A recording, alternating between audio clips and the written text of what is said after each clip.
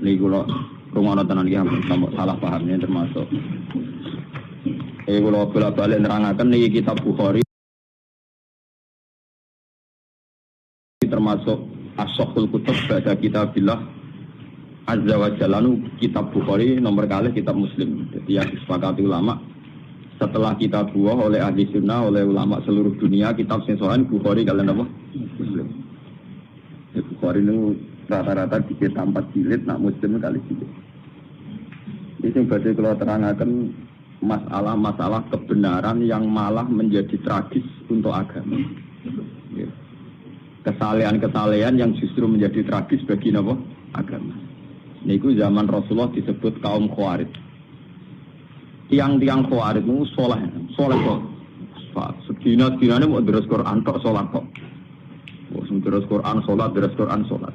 Wes pokoke ora tau ora salah. Darani wong dina ya kafir, darani maling ya kafir, darani koruptor gitu kok. Kafir. Kok dekne ku soleh.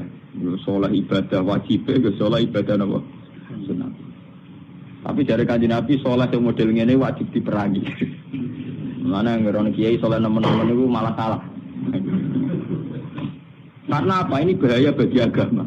Soleh nak berlebihan itu bahaya bagi apa? Agama. Sama tak ceritani.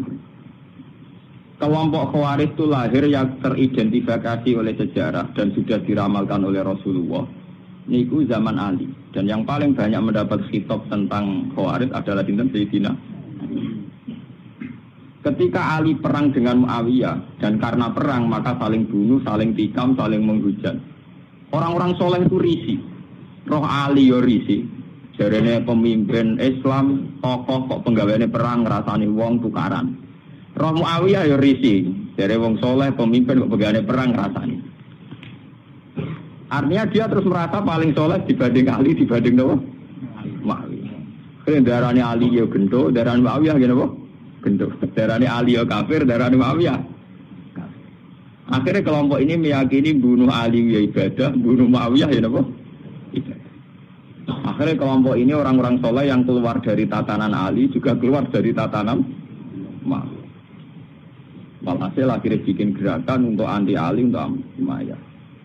Bahkan ketika Sayyidina Ali kirim pasukan ke mereka, sedang deres Quran. Sauri-sauri deres Quran, poso, tahajud, enggak pernah salah.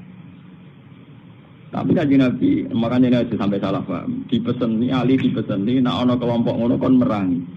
Sause iqamatil hujjah, sause mendapat penjelasan. Iya, ampun nganti salah paham. Sampeyan salah paham rokok tenan. Bener nih malah. Ini masalah paling sensitif dalam sejarah Islam. Mergo ngadepi podo-podo wong Islam, bahkan wong Islam soleh. Jadi kita ngadepi wong napa? Soleh. Kalau ingin ngaji tentang Bojonegoro, kalau anggar setelah akhir bulan tentang Bojonegoro, tadi malam masih tentang Bojonegoro. Di dalam kalau terangkan masalah Khawarij. Kenapa Khawarij ini menjadi bahaya? Karena kesalehan yang tidak punya perhitungan. Jadi soleh tapi goblok. Misalnya ngeten, kalau contohnya ngeten tentang Bojonegoro, tentang Mriki, tentang Budi-Budi, kalau contoh. Misalnya tentang perempuan itu dianggap fitnah. Semua tragedi sosial karena perempuan. Wong nakal lali anak bojo mergo katut wedoan. Kiai lali kitabe krana katut napa? Wedoan. Pejabat lali tugas kewajibane katut napa? Wedoan. Sehingga kesalahan yang namanya perempuan itu divonis semuanya serba hitam.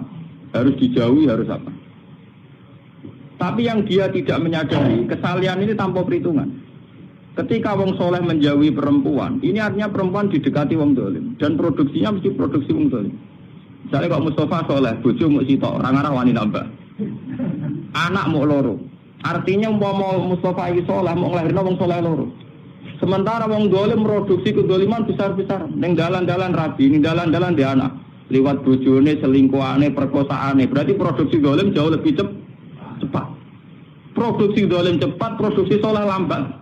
Paham ya?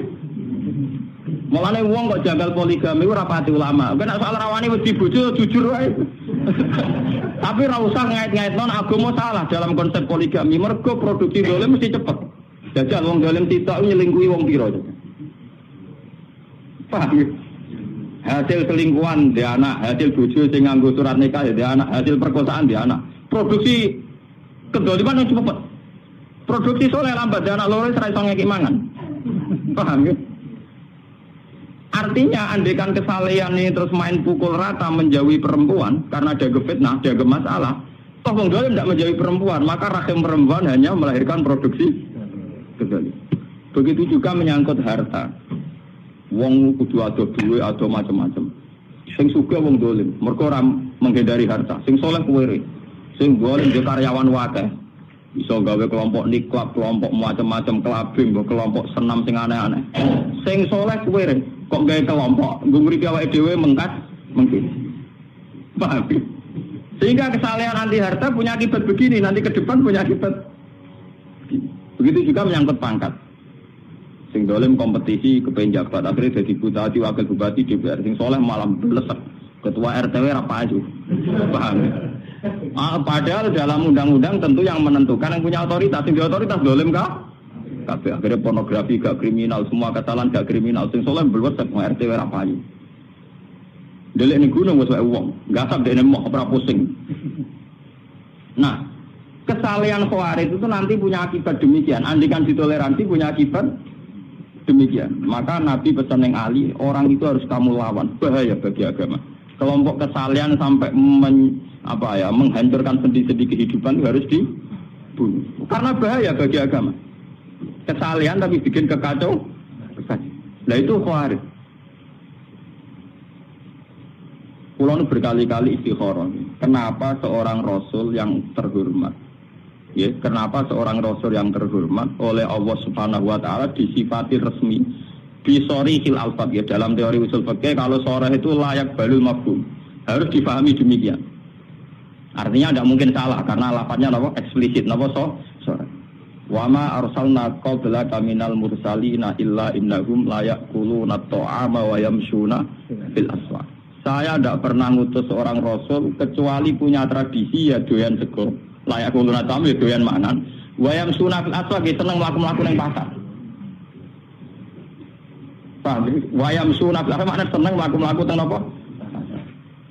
Kulo nu berkali-kali ngaji teng Sarang, padahal Sarang daerah basis pesantren. Saya itu ngomong bahwa seorang ulama itu wajib kadang-kadang jalan-jalan di pasar, ning terminal ini dalan-dalan, sing wong akeh.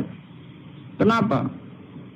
Karena kalau seorang ulama, seorang nabi, seorang wali, orang-orang soleh itu tidak ngakui proses sosial yang bernama transaksi, itu akan bahaya bagi agama. Dia akan bahaya bagi. Sekarang tidak ada kriminalitas pencurian, penggarongan, penyabutan, pengemplangan dan sebagainya itu baru kayak pasar. Karena pasar ini masih sesuai fitrah Allahillati fataran nasa alaih. Di mana manusia ingin memiliki sesuatu harus lewat transaksi. Nah, kepengen untuk gedang goreng kudu tuku lewat transaksi. Kepengen untuk gula ya harus tuku lewat transaksi. Ingin memiliki sesuatu juga harus beli lewat transaksi.